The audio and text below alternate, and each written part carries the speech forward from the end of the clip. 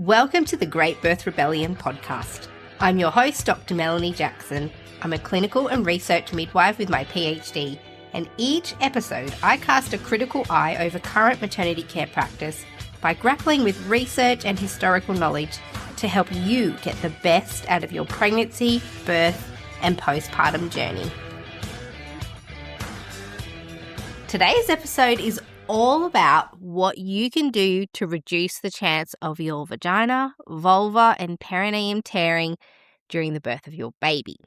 Of course, we'll also touch briefly on how to avoid an episiotomy and how to prevent a repeat third-degree tear again if you've had one before. Unfortunately, I can't go into the fourth-degree tears, partly because I have limited experience with these, and everyone's recovery and circumstances are different. So fourth-degree tears are a significant tear. They require very specific repair and recovery, and everybody's recovery will be different. And so your intentions for your next birth will also be different. So I would very much encourage you to speak to your trusted care provider about that. I'm also not going to cover today episiotomy because we did do 2 episiotomy episodes, episodes 72 and 73. So I will link those in the show notes below if you've specifically come to get information about episiotomies, and you can go directly to those episodes as well as this one. I think they both need to be listened to. This episode is sponsored by my dear friend and birth prep extraordinaire, Poppy Child from Pop That Mama. She's a doula and hypnobirthing practitioner, and her online hypnobirthing course called The Birth Box has already helped thousands of women get ready for labour. Listen to this recent review of The Birth Box. The woman says, "I'm a first-time mum and I gave birth to my beautiful baby boy yesterday. I've been listening to The Birth Box on repeat for the past few months, including the day in which I went into labour. And I had the most empowering birth experience, and I can honestly say that listening to The Birth Box was a huge part of this success. Reframing the pain that you experience during labour can be a purposeful pain instead of a harmful pain, and that really helped me to know that. And just being able to surrender to the wild ride that birth is and let my body take over was the most incredible thing." And this is coming from a pelvic floor physiotherapist based here in Australia. She says, "I will recommend it to all my patients." And you know me, I'm so picky about what I will endorse, but I do get behind the work that Poppy is doing. And in The Birth Box, you'll learn tools to help you manage pain and how to stay steady when labour gets intense. It's all about giving you knowledge, confidence, and a mindset that actually works when the big day comes and for the big days that will follow. Birth Box is rated 5 stars across the board, and with my code, Melanie, you'll get 25% off. So if you're preparing for birth, go to the checkout. You'll be so glad you did. The link is in the show notes. Use the code Melanie to get your 25% off. So what are we going to cover today? I'm going to give you some practical and controllable options that you can start right away that will help you reduce your chance of your vagina or vulva tearing during childbirth. But first, a very quick anatomy lesson. Let's look at which part of your vulva is most likely to tear during childbirth. And there are 4 particular areas to be aware of. The most common place for tears is your perineum, and we'll talk about where that is. The second place is inside your vagina or your vaginal wall. Thirdly, it could be your inner labia, the labia minora. Or occasionally you can tear towards your clitoris and urethra towards the front. But most commonly, it's the structures lower down at the back versus the ones closer to the front. And I'll explain each of these as I talk through the anatomy of your vulva. And if you haven't already seen your own vulva, this is the time to have a look and understand what you look like down there. Not because the appearance has any impact on the function of your vulva during childbirth, but knowing what it looks like helps you visualize what will happen to your vulva during birth and also give you a baseline comparison as you track the recovery of your vulva after birth. Sometimes women have a look at their vulva after they've had a baby and they've got nothing to compare it to because they didn't know what it looked like before. So just having a baseline understanding of what you look like can help you gauge your recovery after you've had a baby. So let's explore your anatomy. And if you've seen any of my videos on social media or on YouTube at Melanie the Midwife, and I also post at the Great Birth Rebellion on Instagram, you'll see I've got a vulva anatomy demonstration, which I use my nude pregnancy suit, my crocheted alter ego. Her name is Pregnancy, and I give you a very detailed tour of her vulva. So have a look at those. It might help you with a visual as I understand this. You can go ahead, look at your own anatomy if you want to, as I describe this, if you're somewhere on your own, and check this out yourself. All right, let's get into it. Not literally. Let's get into having a look at what your vulva looks like. What have you got down there? So all the outside part of your anatomy is called your vulva collectively. And there are parts to your vulva. We'll go from back to front. So visualize your anus. That's where we're starting. It's where your poo and your farts come out. And then move forward or up from that. If you're lying down, it'll be up. If you're standing up, it's forward. And if you're at home alone, you can feel free to track this visually with your own fingers or if you're looking in the mirror. And so go forward from that, from your anus, and that's your perineal area, the area between your anus and the vaginal opening. And this can be different lengths. Everyone is different. The length doesn't necessarily correlate to the function. Women with short perineums can still give birth vaginally, may still not have major perineal trauma. Remember, this part is it's the really stretchy part of your vulva. It's responsible for extending really far enough to open your vulva to fit the whole baby out. And a portion of women can push a baby out with no tearing at all. So your perineum is the queen of that stretch. She's got really great capacity to ensure that your vaginal opening extends enough to let your baby out without tearing. But if she does need to tear, she will tear, and that's okay because she's made to tear and repair. That's the power of your perineum. Your body is designed to give birth to babies. Your in and out holes were made knowing that it was going to get that kind of attention, and they're designed to stretch, tear, and repair. The tissues of your perineum are spongy and they heal rapidly because they have a great blood supply, great immune support, and your body will have to heal and recover your vulva after birth, but it's designed for that. So even if you do tear, know that this part of your body is specifically designed to accommodate and recover from childbirth.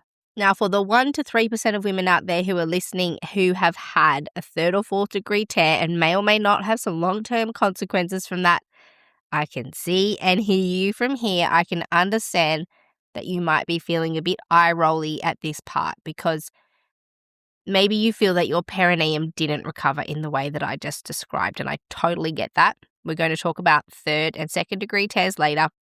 But for now, we're doing just a functional anatomy lesson. We must remember that our bodies don't always function the way that they were designed to. But there are some things that we can do to help them function as optimally as possible, and that's what I'm talking about today. So how to help your vulva achieve its full potential during childbirth by either not tearing or tearing and repairing efficiently without any long-term impairments. So anatomy, we did our anus, moved forward to our perineum. Now we're moving forward or up from our anus to the perineum, that's the squishy part, and then the vaginal opening, which is at the top of your perineum. And that extends inward to create the vaginal space, your vaginal space and vaginal wall. So the internal anatomy of your vagina is cavernous. It's so big and flexible and capable. We call it a potential space because when there's nothing in there, it's collapsed in on itself and it opens up easily to accommodate other things. A little bit like a sock, able to accommodate someone's whole foot can stretch really large, or think something like a balloon. It's collapsed when it's not filled with air and it can stretch really large without damage. And it's the same as your vagina, the internal anatomy of your vagina. Your vagina is more than capable of fitting the whole body of your baby through and out, and sometimes even more for women who are having forceps or if the clinician's hand needs to assist the baby.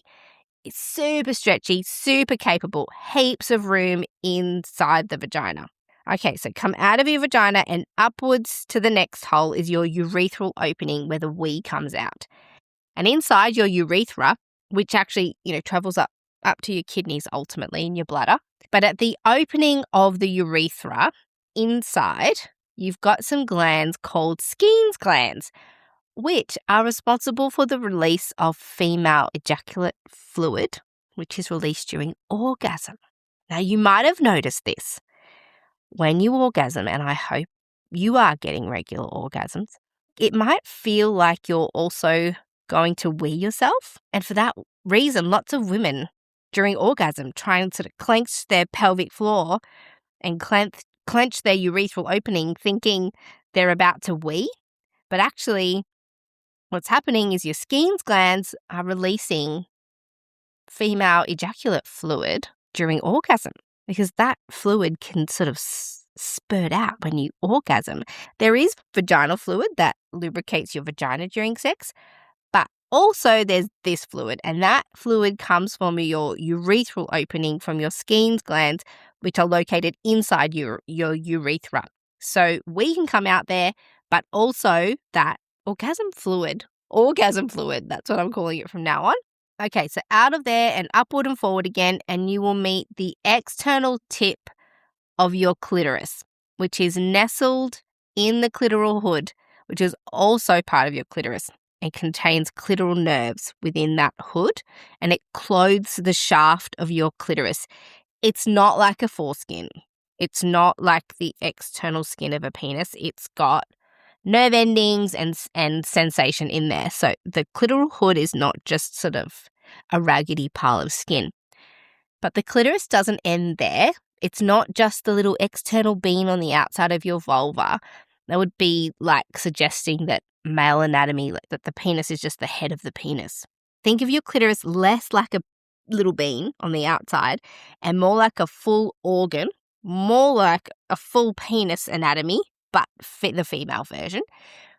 And there's external anatomy, but there's also internal anatomy. So the rest of your clitoris is housed behind your labia, or the lips of your vulva. And behind all of your external vulva anatomy, the clitoris extends almost all the way down to your vaginal opening. And again, if you go to my social media pages, Melanie the Midwife and the Great Birth Rebellion, you'll see I've got a clitoris model, a 1-to-1 size clitoris model that shows you what the clitoris looks like.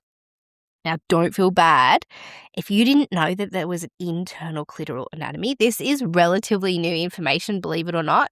I trained as a midwife 17 years ago, and they were barely teaching it to us then. I was definitely already a midwife when I understood the full anatomy of the clitoris. So you are not alone if this is new information. Okay, now up from your clitoris, we move up to the pubic area called the mons pubis.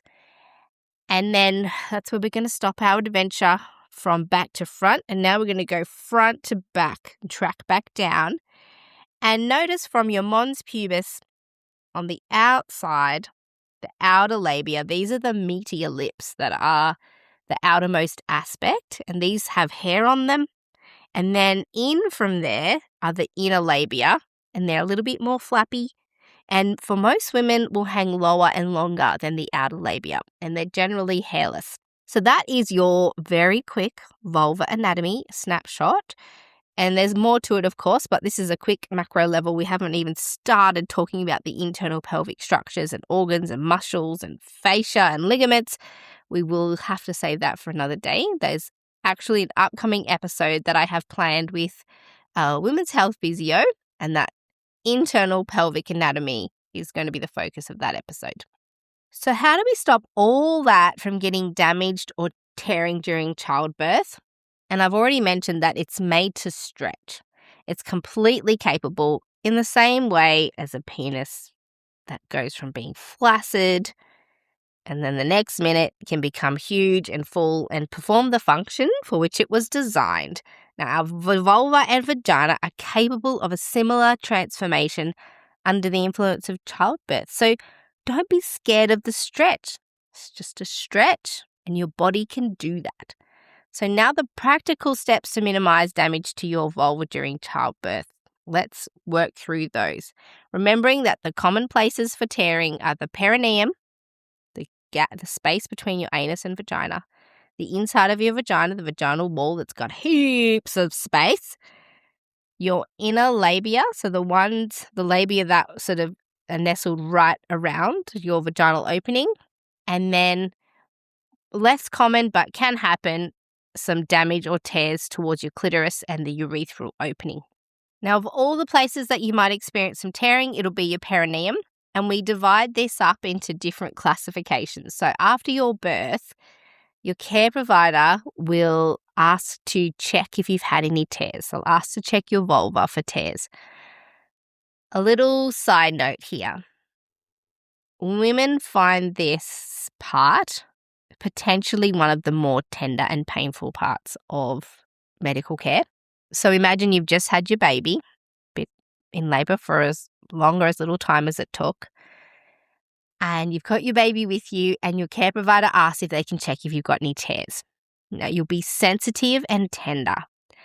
For care providers out there are ways that you can do this that will be less painful and less traumatic for women. Firstly, go really slow and explain before you even start what you're going to do. I'm just going to check you for any tears is not enough information. Let women know that you're going to check from the top. Explain your procedure. I mean, for me, I go from top to bottom. I explain to women that I'm going to part the labia to see if there's any internal grazes to the inner labia. I'll also check the clitoris and urethra for external visual signs of damage. And all the while, if you can do your best to keep your fingers on the outside of the woman's vulva, because every time you put your finger in any of the more internal structures, you risk putting your finger on a tear or on a graze, and those open grazes and open tears are really painful. So if you can go slowly and just try not to put your finger in or on a tear, sometimes it's not always possible, but that's where the tenderness comes in. And women, you see them jumping off the bed. So really super gentle, only doing as much as you absolutely need to. And us as clinicians, we're so used to these kinds of procedures that we forget that it's the woman's first time experiencing anything like this. And she's just pushed a baby out of there. So really super slow, move from the top to the bottom, explaining the whole time what you're doing and maybe how long it's going to take. So I'll explain to women, okay, can't see anything at the top there, no grazes at the top, or explain what I'm seeing. Maybe there is a graze. I'm moving down now to check the vaginal opening. Are you okay? You can check in how she's going. Obviously, when we're doing these assessments, we need to be certain of what we're seeing. So sometimes we need to look further up into the vagina, which involves a lot more touching. I mean, that's fine, except you really got to explain that to the woman, explain what she's feeling. Sometimes your clinician, women, will use gauze, like a little cloth, to dab away any blood, because there can still be some blood coming from the birth. And also if there is a tear in there, it could be bleeding. And so they'll be dabbing with a cloth, which again can be tender if there's grazes or tears. So take your time with this. There's no rush. There's no rush to check. You can just take it really slowly. In fact, I've had clients in the past who wanted to have their perineum checked, agreed that it was a good idea. However, they felt so tender that we couldn't go through with the procedure. And I sprinkled some lignocaine, so local anesthetic, on a cloth and just popped it on the vulva and a little bit inside the vagina and left it there to create some external, like it numbed the area a little bit, enough that we could check the woman's perineum, and she found that very effective. So what we're checking for is the degree of tear. So you could be completely intact, which means your perineum is intact. There's been no tears. You might have grazes, which literally is what it sounds like falling off your bike and grazing your knee. It's kind of a larger but really shallow area. Those are super stingy. they heal pretty quickly because your vulva's designed to heal after childbirth, but the first day or two they can feel a bit stingy. So then you could have a first-degree perineal tear, which is just the skin. Then the second degree is the perineal muscles as well as the skin. It doesn't involve the anal sphincter. It doesn't go that low. Third degree is where the tear goes from the opening of your vagina, tears through your perineum, and then also starts to impact on your anal muscles, on the rectal muscles. So we divide those into 3A, 3B, and 3C. And then there's a fourth degree tear, which it's a more complex rectal and anal tear than a third degree. So the third degree starts to involve the anal sphincter. Fourth degree is the next severity level after that. There's also another option for perineal damage, and it's what we call a buttonhole tear.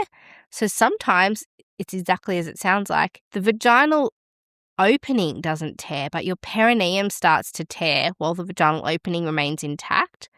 Or your perineum is intact, but your vaginal wall tears internally and then creates damage to the structures below that and could also involve the rectal muscle. These are very, very, very rare. In fact, I've never seen one, but, we're talking about tears today. This is another possibility. So with regards to how each of these tears might be managed, I would actually suggest listening to episode 127 about perineal suturing and healing options, because although today I can share how we might be able to prevent these tears, in this episode there's not enough room to talk about how to help them heal and how to repair them.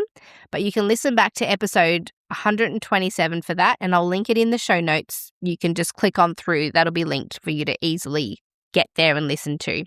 All right, now the part that we've all been waiting for. How do we prevent these tears from happening? What can you do? Now, firstly, of course, if you want to eliminate the chance of tearing completely, you can do that by having a cesarean section.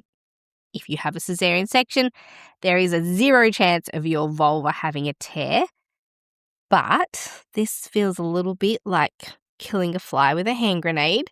Unless there's a really specific reason for avoiding vaginal birth, a cesarean section is a massive intervention with significant risk factors when you compare it to the risks involved in tearing during childbirth or even a vaginal birth. There's no mistake that cesarean section carries more options for complications for women who are electing to have a cesarean section if you're not having one for medical reason. So there are lower risk and more beneficial ways to prevent tearing in childbirth, and so I'm going to share these with you today. But some women who might choose cesarean section in order to avoid a tear might be women, for example, who have had a 4th degree tear. But it's not always necessary to have a cesarean section after a 4th degree tear, but that's certainly an option that's offered to women in those circumstances. So, assuming that we're all not going to get cesarean sections just to avoid a vulval or vaginal tear, the next thing you can do is see if you can get access to a midwifery model of care. See if you can be cared for by midwives. And if you have continuity of care, even better. So if you have the same midwife through your antenatal birth and postnatal time, even better. But being under the care of a midwife reduces the risk of tearing and an episiotomy. And that's mostly because midwives are more likely to facilitate some of the other things I'm going to talk to you about. And under midwifery care, you're less likely to need a vacuum or forceps or receive an episiotomy. So, just having a midwife standing there in the room isn't really enough, but it's just that a midwife is the most likely clinician to help you do things that will reduce your chance of tearing. Again, if you can get your own midwife, even better. Now, the next thing is during your antenatal care while you're pregnant, I encourage all of my clients to see a women's health physiotherapist. Now, these are physiotherapists who are specifically trained in women's health and assessing women's pelvic floor and the pelvic bowl. Because just as women need to have a strong pelvic floor that's capable of tensing, the most important thing in childbirth is your capacity to relax and release your pelvic bowl and your pelvic floor in order for your baby to emerge. So we will speak very specifically about this when I speak to the women's health physio who's coming onto the podcast in a few weeks. But in the meantime, before that episode comes out, if you're pregnant, I would recommend booking in with a local recommended women's healthcare physiotherapist for a pregnancy assessment, just assessing your pelvic floor to see if there's anything that you can work on during your pregnancy that will assist in your recovery postnatal, but also with your ability to relax and utilize your pelvic floor during the birth of your baby. Now, the next thing is perineal massage during pregnancy. You'll see here I'm moving through from pregnancy through to what you can do during the actual birth. So if you're pregnant, there's heaps of stuff that you can implement now that could reduce your chance of tearing and having damage at the time of birth, but then also assist in your recovery postnatal. So perineal massage is one of those things that you can do during pregnancy. Now we know where the perineum is now. You've got your anus in between your vagina, and your anus is your perineal area. I hear a lot of people suggest that perineal massage is not evidence-based or not effective in helping prevent perineal tears, but this isn't really true. There is some good evidence that this is beneficial for women, but only for those having their first vaginal birth. So first-time mothers or women having a VBAC, so you've had a previous baby but not vaginally. And after that, the benefits are less dramatic. So if you've already had a baby out of your vagina, then it's less likely that perineal massage is going to make any difference to the rates of perineal damage with this next birth. So while the research is quite supportive for the use of perineal massage in first births, less so for subsequent births. And also, the other interesting thing that I when you read the perineal massage research is some papers actually suggest that perineal massage has an impact because it stretches the area. I'm not really in agreement with that. And here's why. The recommendations suggest that starting from around 34 to 36 weeks of pregnancy, you can do perineal massage 2 to 3 times a week only. And so overall, there's actually not that many occasions of perineal massage during the pregnancy. If you're doing it maximum from 34 to 42 weeks, 2 to 3 times a week, you're not getting in hundreds and hundreds of episodes of perineal massage. You're getting in maybe 10 to 20 episodes of perineal massage.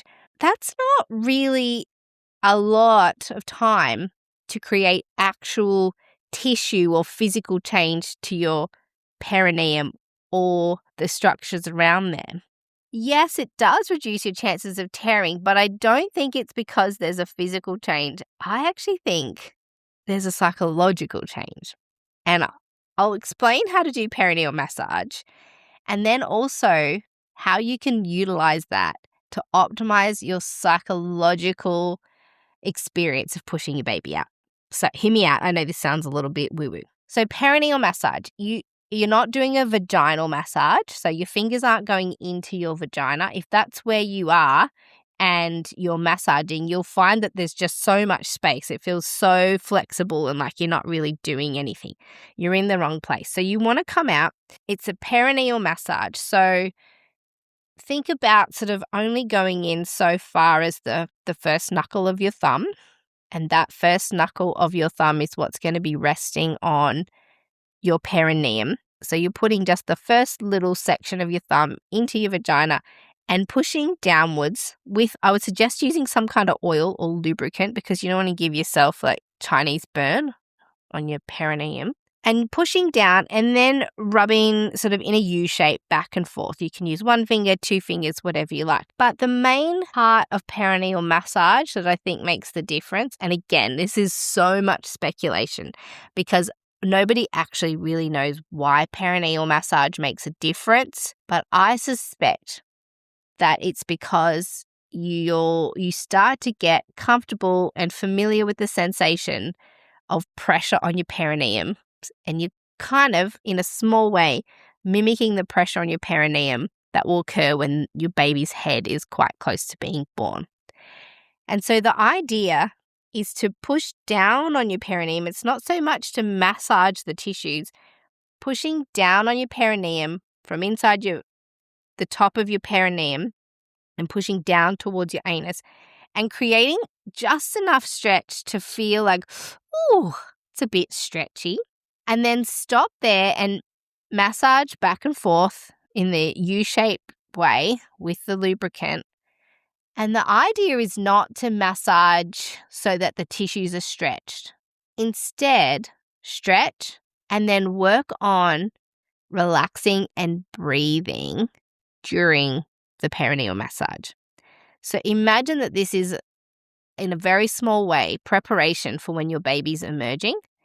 And what you're going to need when the baby is putting pressure on your perineum, you're going to need to soften your body and breathe out, like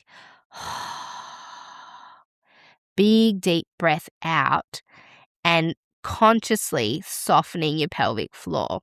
Because when the baby's putting pressure on your perineum, what you might actually feel like doing is tensing up and holding your pelvic floor muscles closed and tightening your abdominal muscles, and your jaw gets tight and everything gets tight because it's quite a surprise to have that much pressure on your perineum. We don't have that much pressure very often except for during childbirth. And so perineal massage can mimic that sensation a little bit, the sensation of the stretch. And if you use that perineal massage time to practice some deep, slow breathing and softening and relaxing your body, try and soften your forehead, soften your jaw, soften your neck, soften your abdominal muscles and all your pelvic floor muscles and your bum, then it's something that you can remind yourself to do when your baby's feeling heavy and pressed up against your perineum and stretching it at full stretch. You can remind yourself now's the time to breathe, soften, relax, because it's something that you were practicing. So more importantly than the physical experience of the perineal massage is the mental experience and the practicing of breathing and relaxing and softening during that time.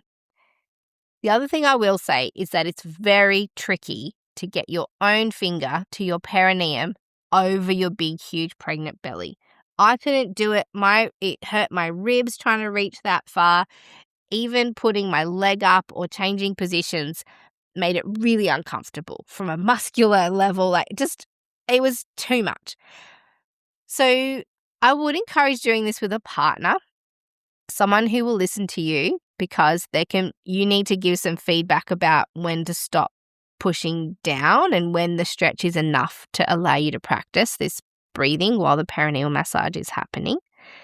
So a willing partner who's up for the challenge, and it doesn't have to be long, 2 to 5 minutes. It's a breathing exercise predominantly while there's pressure and massage happening on your perineum.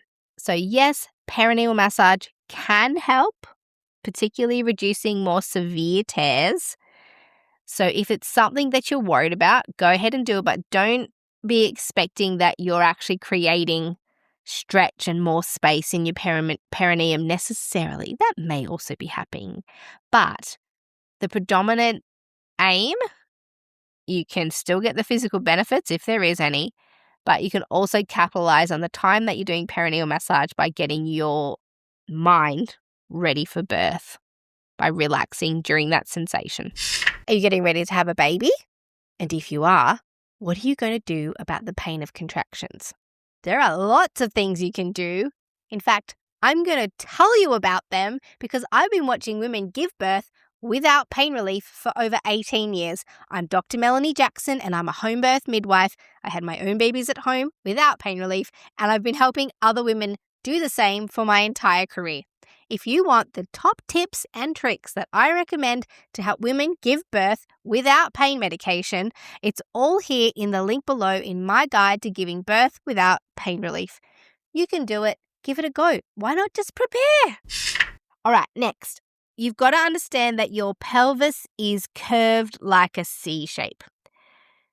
So your baby is actually born forwards, not downwards. So if you're lying on your back, there's going to be more pressure on your perineum. So imagine if you're lying on your back, your baby is actually going to be born in a kind of a J shape, and it's going to come, the baby comes up, not out, straight out. And so if you're lying on your back, the path of least resistance is through your perineum. Your baby will come through your perineum. Whereas if you're leaning forwards, the natural flow of the baby puts pressure more forwards and less on your perineum than if you were laying on your back.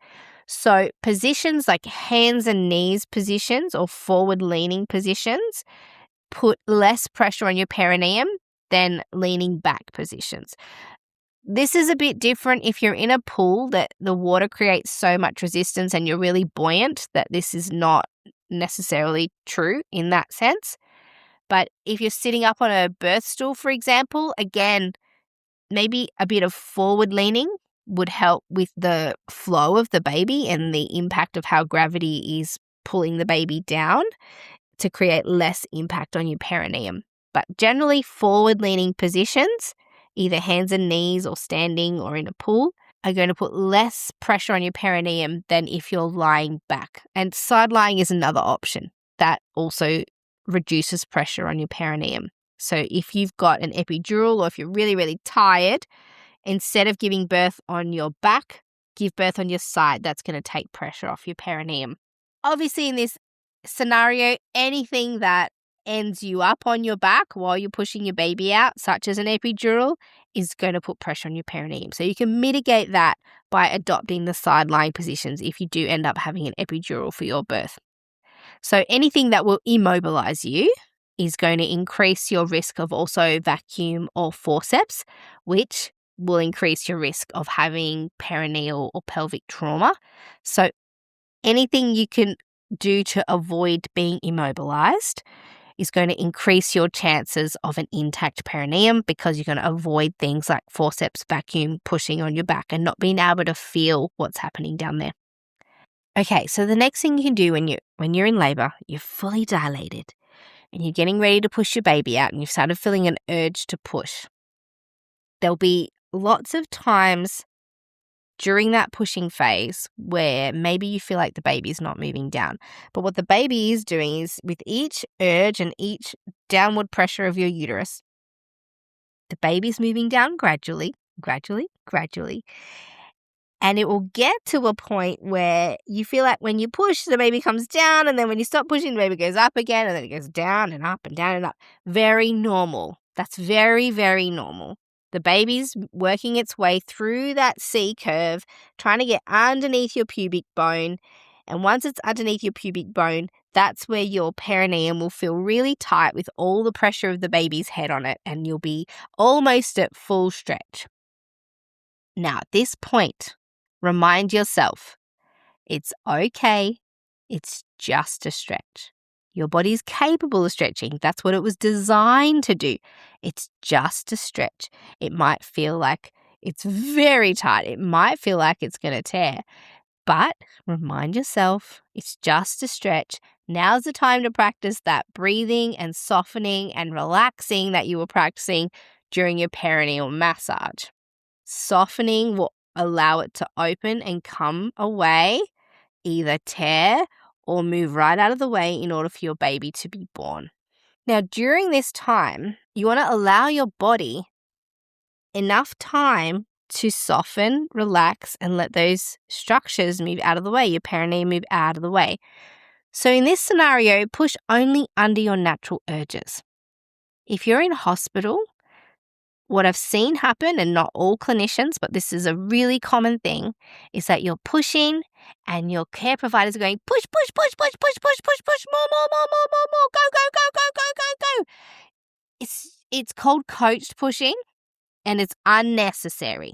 It actually speeds up how fast your baby's going to move through your vagina and out your vulva. And the number one thing you can do to reduce tearing is to do a slow, gradual birth of the head. The baby does not need to shoot up and shoot out of your vagina in order to be born to slow down the birth of the head. And the best way to do that is only use the amount of force and the amount of pushing urge that your body is instructing you to use.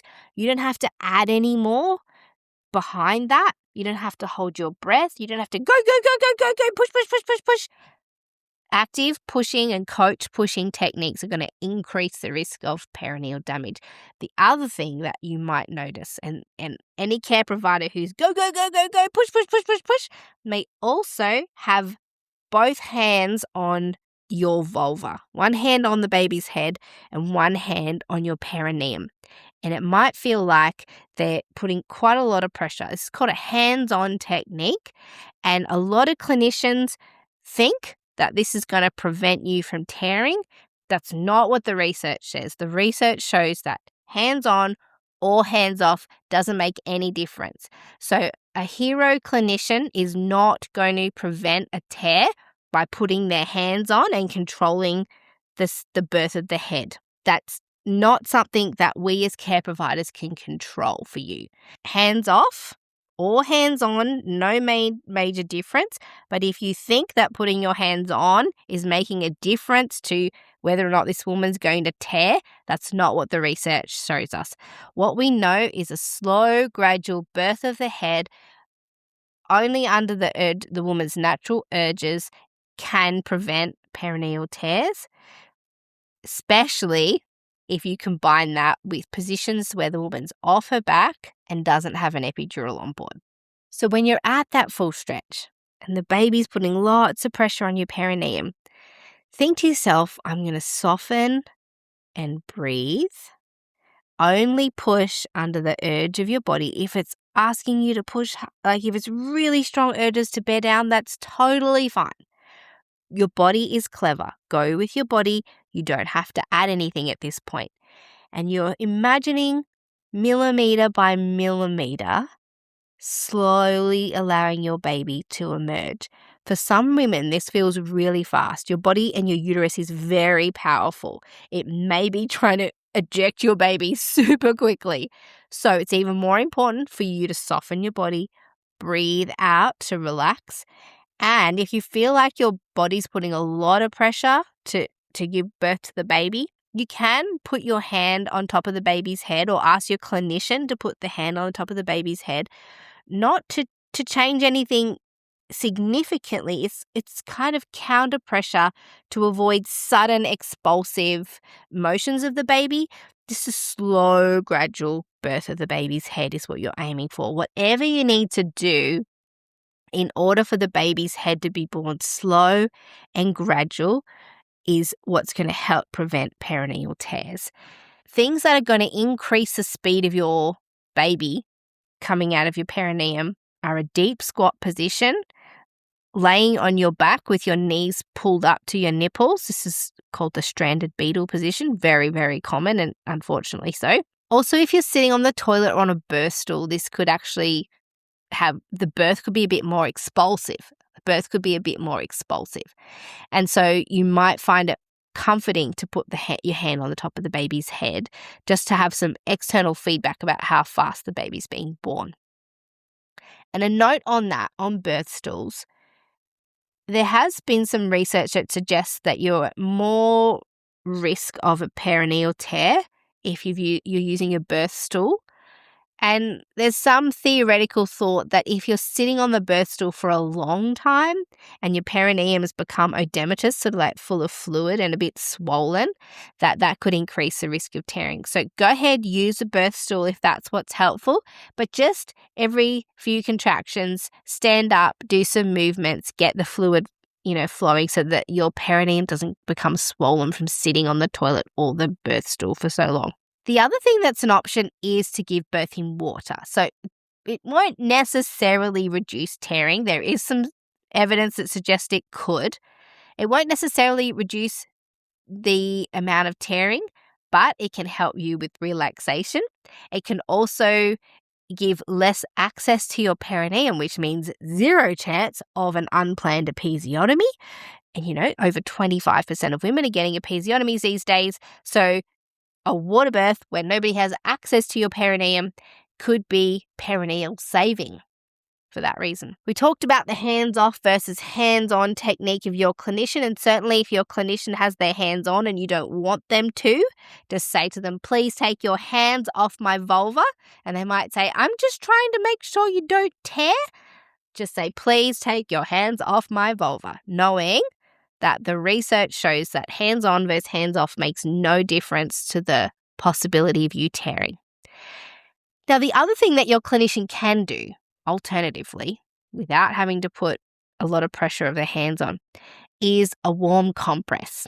And what that is half boiling water, half cold water, and at that temperature, a warm cloth goes into there, and while you're pushing, so once the head is on view and we can see the top of the head and your perineum stretching, putting that warm compress over your perineum while you're pushing has been shown in a randomized control trial to reduce the chances of severe perineal tearing. It's pretty standard practice these days. If your clinician hasn't given you the option of a warm compress, you can ask for one. Similarly, if the warm compress is on, occasionally clinicians will not be cautious of the water temperature. So if it feels like it's burning, let them know that it's too hot. And if you don't like it, just ask them not to use the warm compress. Now, I'm mentioning this next thing, not because it helps, but because you might be exposed to it or it might be done to you because your clinician says that it helps. So this is actual vaginal massage and perineal massage during labor, not during pregnancy. Vaginal and perineal massage during labor. And I have to mention it here because there are some research studies that indicate that perineal massage and vaginal massage during labor have been shown on the surface to make a difference to the chance of tearing. And that might be the case. I'm not saying it's not the case, but hear me out on this one. Being the recipient of a vaginal or perineal massage during labor requires you to firstly be on your back, which we already know increases the risk of you having a perineal tear. Have a stranger in your vagina, stranger's fingers, maybe. You've got a continuity of care provider, maybe, but if not, it's a stranger, fingers in your vagina during labor while you're either having contractions or pushing out your baby. And I'm mentioning this because your medical practitioner might take it upon themselves to start massaging and stretching your perineum or vulva while you're trying to push a baby out during your pushing. They will often do this without asking for your permission. I'm not making this up. I've been in birth rooms for 17 years and seen this happen. Just know that this is common, but it's not normal and it's not necessary. So I don't do it and many other clinicians don't, but if this is happening to you and you don't want them to do that, ask them to take their fingers away and not to do it again. Doctors and sometimes midwives might automatically do this if this is part of their usual practice and they might think nothing of it, but you don't have to accept it. So they might be doing it because they genuinely believe it's going to prevent you from tearing, and it might, but the studies are always looking at women who are lying flat on their backs. Does this perineal massage prevent tears if you compare two groups of women lying on their back, one who received perineal massage and one who didn't? Maybe it makes a difference. That's what some of the research papers suggest. But it relies on you being on your back with your legs up and your vulva fully exposed in a position that in itself increases the risk of you tearing versus if you're in a more upright or forward-leaning position. So I'm going to caution you against this one. There are some studies that show it can reduce tearing, but the studies compare medicalized births with medicalized birth with the addition of vaginal or perineal massage. Also, my high suspicion, and I haven't looked into this yet, but I highly suspect that the intervention of vaginal or perineal massage in combination with actually pushing a baby out of your vagina will feel like a less acceptable intervention to most women. I'm going to hazard a guess that women don't like this. So That's why I'm just cautioning you against the necessity of perineal massage during the pushing phase of labour. There is sometimes a place for this with full consent and agreement of the woman, but only after discussion. And you have to be clear that you've agreed to this. But some clinicians will just do it routinely, but it's not necessary. And they'll tell you, I'm just trying to make it so you don't tear. That's what they believe. You don't have to accept it though. The other thing I'm going to caution against is the need to purchase some inflatable items that you can put into your vagina and inflate and stretch your perineum during pregnancy. So there's a product called the I'm sure there's others. There have been studies done on this brand in particular, and one randomized control study concluded that, and this is a quote, the antenatal use of the device is unlikely to be clinically beneficial in the prevention of intrapartum levator ani damage or anal sphincter and perineal trauma. So, randomized control trial showed that it was not effective, didn't create any changes. If you go on the website, there's a full list of other research papers that suggest it does have an impact. This one that I found that showed that it didn't was conveniently left off that website. And so, there are some clinicians who recommend these. I don't personally. There seems to not be major risks or side effects if these devices are used carefully and properly. So if you do decide to invest your time and money into a device like this, it seems that you're unlikely to create long-term damage, but also that these aren't necessarily improving your perineal or pelvic floor outcomes in the short or long term. All right, we've covered a lot. Let's do a quick summary. If you want to reduce the chances of tearing, there are a few things that are within your control. So access to a midwifery model of care if you can. Perineal massage from 34 weeks if this is your first vaginal birth. Avoid laying directly on your back during birth. Favor a forward-leaning or side-lying position. Birth stool is also fine, standing, squatting, whatever you want to do. But the idea is a slow, gradual birth of the baby's head with as little pressure on your perineum as possible. So you could birth in water. This would fulfill that criteria. Breathing out and pushing out your baby under your own urges and not listening to your care provider if they're telling you to push,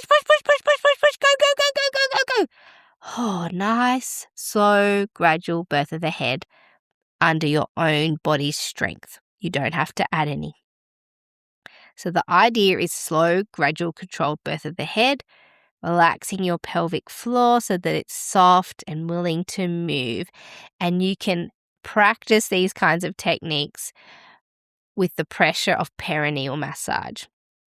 Now, the final thing I want to remind you of, perineal and vaginal tears are damage to an area that is designed for rapid repair. So remember, you might tear, but you will most of the time, all but for a small percentage of women, you will repair and recover fully.